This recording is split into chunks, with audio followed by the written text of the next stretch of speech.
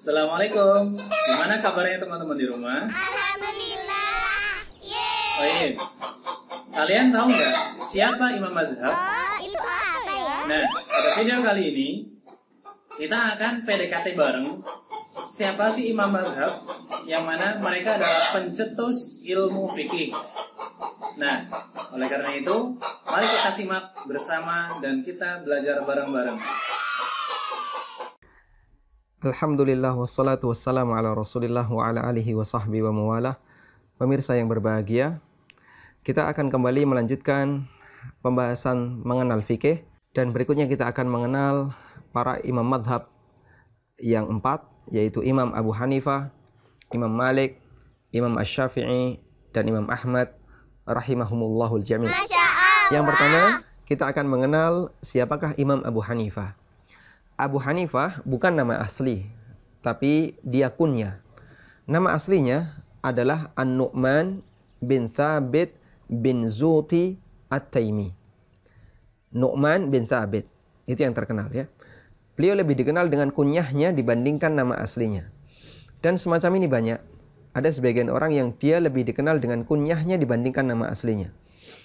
Ada beberapa sahabat yang lebih dikenal dengan kunyahnya dibandingkan nama aslinya, seperti Abu Hurairah, Abu Bakar As-Siddiq radhiyallahu an, dan beberapa sahabat yang lainnya. Kemudian Abu Hanifah rahimahullah, beliau tinggal di Kufah. Beliau terlahir di tahun 80 Hijriah dan beliau wafat di tahun 150 Hijriah.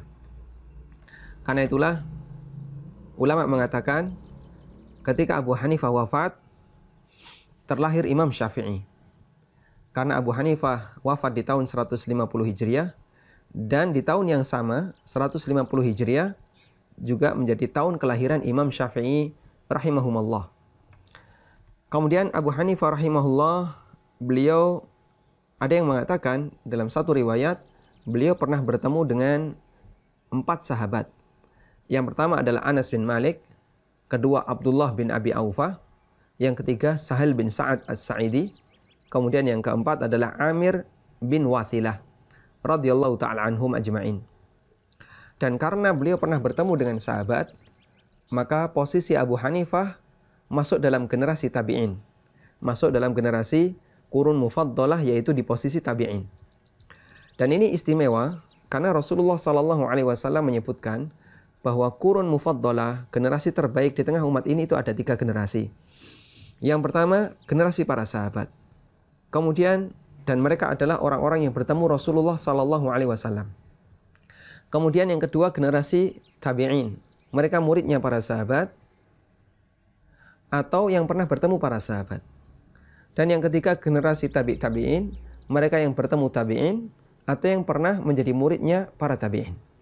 Dan 3 generasi ini, kata Nabi SAW, beliau nyatakan dalam hadis, khairun nasi qarni, thumma alladhina yalunahum, thumma alladhina yalunahum. Sebaik-baik masyarakat, sebaik-baik umat adalah umatku yang hidup di generasiku. Kemudian generasi setelahnya, yaitu generasi tabi'in.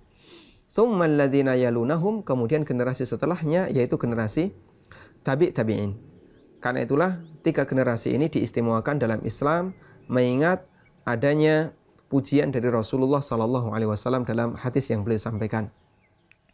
Dan ada sebagian yang mengatakan bahwasanya Abu Hanifah tidak menjumpai satupun sahabat selain Anas bin Malik radhiyallahu an.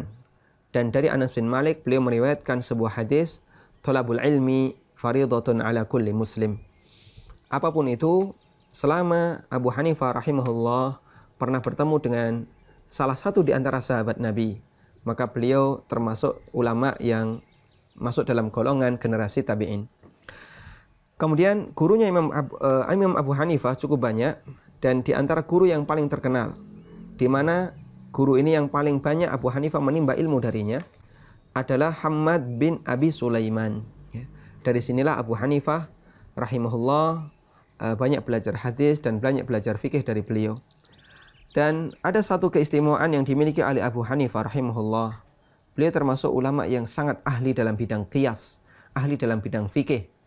Sampai Imam Syafi'i rahimahullah pernah mengatakan, An-nasu fil fiqhi ayalun ala Abi Hanifah.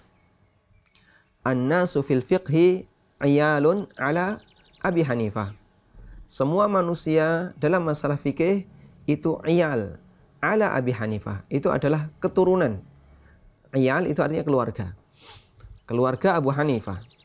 Artinya jasa besarnya Abu Hanifah rahimahullah yang beliau memberikan banyak penjelasan tentang masalah fikih, kemudian diikuti oleh generasi-generasi setelahnya, sehingga generasi setelahnya bisa memahami tentang ilmu fikih. Makanya Imam Syafi'i mengatakan, An-nas iyalun fil fiqhi iyalun ala Abi Hanifah. Manusia itu dalam masalah fikih adalah keluarganya Abu Hanifah. Baik. Selanjutnya kita akan beralih ke imam madhab yang kedua, yaitu Imam Malik bin Anas. Imam Malik bin Anas. Beliau Abu Abdullah. Kunyah beliau Abu Abdullah. Dan nama beliau adalah Malik bin Anas bin Malik al-Asbahi rahimahullah. Beliau memiliki satu gelar, yaitu Imam Daril Hijrah, Imam Negeri Hijrah, Imam Kota Madinah. Karena Kota Madinah adalah Darul Hijrah. Kenapa beliau disebut sebagai Imam Darul Hijrah? Ulama menjelaskan Imam Malik rahimahullah digelari dengan Imam Darul Hijrah. Kenapa beliau digelari dengan Imam Darul Hijrah? Pertama, alasannya adalah karena di zaman Imam Malik rahimahullah tidak ada satupun manusia berani berfatwa selama Imam Malik ada di Madinah. Tidak boleh ada orang berfatwa di kota Madinah selama ada Imam Malik. Kemudian alasan yang kedua, beliau disebut sebagai Imam Darul Hijrah karena Imam Malik rahimahullah ulama yang beliau tidak pernah keluar dari kota Madinah. Baik dari sejak usia belajar sampai usia mengajar, beliau aktif mengajar di Masjid Nabawi, tidak pernah beliau keluar dari kota Madinah kecuali satu kondisi, yaitu ketika Imam Malik rahimahullah melakukan ibadah haji. Barulah beliau berangkat ke Mekah. Selain itu Imam Malik tidak pernah keluar dari Madinah. Dan ini kesabaran yang luar biasa ketika ada seorang ulama besar yang dia berusaha untuk menjaga tetap tinggal di kota Madinah, tidak keluar dari kota Madinah. Karena termasuk di antara keistimewaan adalah ketika mereka meninggal di kota Madinah. Kemudian Imam Malik tinggal di Madinah dan beliau lahir di tahun 93 Hijriah dan wafat di tahun 179 Hijriah. Dan beliau termasuk generasi tabi'in. Di antara guru beliau dari kalangan tabi'in adalah Ibnu Syihab Az-Zuhri, kemudian Imam Atha Al-Khurasani, dan di antaranya juga Ayyub As-Sakhtiyani rahimahumullahu jami'. Kemudian Imam Malik bin Anas rahimahullah, beliau termasuk ulama ahli hadis. Dan beliau punya keistimewaan yang luar biasa. Sampai Imam Syafi'i rahimahullah pernah mengatakan, "Idza dzukiral ulama famalikun an-najm." Apabila kita sedang membahas masalah ulama, kita menyebutkan nama-nama ulama, Imam Malik adalah bintangnya. Famalikun an-najm. Dan kita bisa lihat bagaimana fungsi bintang ketika berada di langit. Pertama, dia berfungsi sebagai penghias langit. Yang kedua, bintang bisa berfungsi sebagai penunjuk arah. Sehingga orang tahu di mana posisi daerah tertentu karena ada bintang. Bintang ini biasanya di arah timur, atau ini di arah barat, atau di arah yang lainnya. Makanya kata Imam Syafi'i, Imam Malik karena beliau adalah ulamanya para ulama. Beliau adalah imamnya karena murid-murid beliau banyak menjadi ulama. Maka kata Imam Syafi'i, "Idza dzukiral ulama famalikun an-najm." Ketika kita sedang membahas nama-nama ulama, maka Imam Malik adalah bintangnya. Dan Imam Malik punya satu kaidah yang ini berbeda dengan imam yang lain. Kaidah Imam Malik adalah jika ada kebiasaan masyarakat Madinah atau ijma' masyarakat Madinah bertentangan dengan pendapat para sahabat, maka beliau lebih mendahulukan ijma' Madinah dibandingkan pendapat sahabat. Makanya urutan dalil menurut Imam Malik, yang pertama adalah Al-Quran, kemudian Sunnah, kemudian ijma' ulama, kemudian berikutnya Qiyas, dan berikutnya ijma' Ahlul Madinah. dan berikutnya adalah qaul sahabat. Maka beliau lebih mendahulukan ijma' ahlul Madinah dibandingkan qaul sahabat. Kenapa? Karena ketika ada riwayat dari sahabat, sementara itu tidak ma'ruf di Madinah. Ya, sementara tidak ma'ruf di Madinah, maka riwayat ini diragukan kesahihannya. Bagaimana mungkin seorang sahabat bisa memberikan fatwa seperti ini, atau riwayat ini bisa disahihkan, sementara sahabat itu tinggal di Madinah, dan yang menggunakannya nggak ada. Yang menggunakan fatwa ini nggak ada.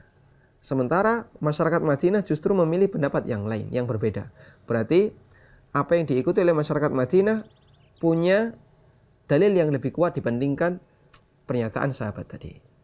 Makanya kemudian beliau lebih mendahulukan ijma' ahlil Madinah dibandingkan qaul sahabi. Taib.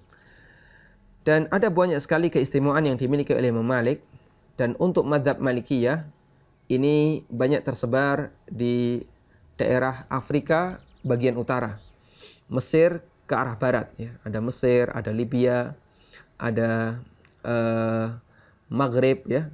Kemudian ada Aljazair. Di daerah-daerah itulah mazhab Malikiyah banyak berkembang, termasuk daerah Mauritania yang di situ ada satu suku yaitu suku Singkiti, di mana banyak melahirkan para ulama, termasuk juga daerah Sudan. Mereka mengikuti mazhab Malikiyah. Dan tadi kita lupa menyebutkan peredaran mazhabnya Hanafi. Abu Hanifah mazhabnya lebih banyak berkembang di daerah Irak ya, ke arah timur. Irak, kemudian India, Afghanistan, Pakistan, ya, Bangladesh, Asia Tengah, ya, Uzbekistan dan seterusnya. Itu lebih banyak menganut mazhab Hanafiyah. Taib. Demikian yang bisa kita sampaikan mengenal lebih dekat para ulama kaum muslimin. Yang pertama Imam Abu Hanifah rahimahullah, dan yang kedua Imam Malik rahimahullah. Semoga semakin menambah rasa cinta kita kepada mereka, karena jasa-jasa besar mereka mengajarkan umat untuk semakin dekat dengan syariat. Wassallallahu ala nabiyyina Muhammadin wa ala alihi wa sahbihi wasallam.